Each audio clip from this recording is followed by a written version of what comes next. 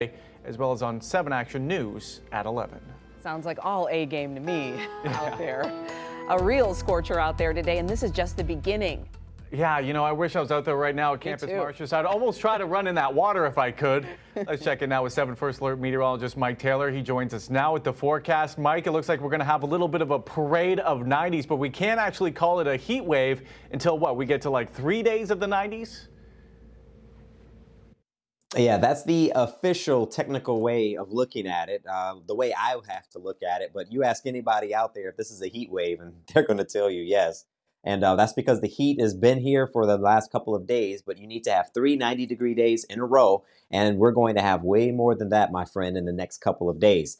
We are fortunate here to pick up a little bit of rain in Metro Detroit. Some lake breezes are colliding, and as they do so, there's just enough instability in the atmosphere that they can work with it and produce a little bit of rain. Everybody, unfortunately, is not going to see this help, but the rain is out there in some spots. You can see it flaring off the coast right there near Monroe. You're going to pick up some showers near Flat Rock once again. Detroit is also flaring up around Hamtramck, just south of Ferndale, up near Mount Clemens. So these are very isolated rain showers, not really enough for them to turn severe, but they could produce some heavy rainfall and maybe even a lightning strike or two as they pass through the area. We're at 93 degrees currently, but the humidity makes it feel like 96%. One of the reasons why we use the dew point, you see the relative humidity says 41%. That looks low, but it's actually fairly high with that type of temperature. And here's a look at the heat index across the area. 96 in Detroit, Pontiac at 94, Howell at 92, and Adrian at 95. So you see why I'm saying we're hot,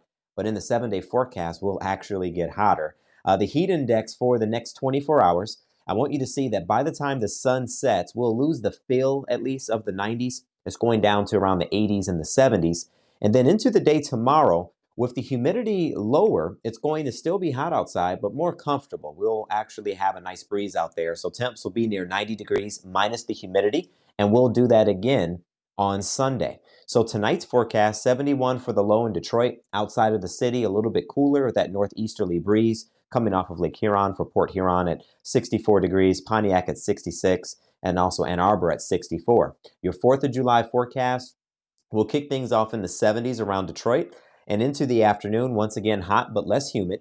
91 degrees would be the high temp. And then by the evening, I'm thinking it's still going to be a nice patio night out there, especially if you're firing up the grills. You'll have some nice weather.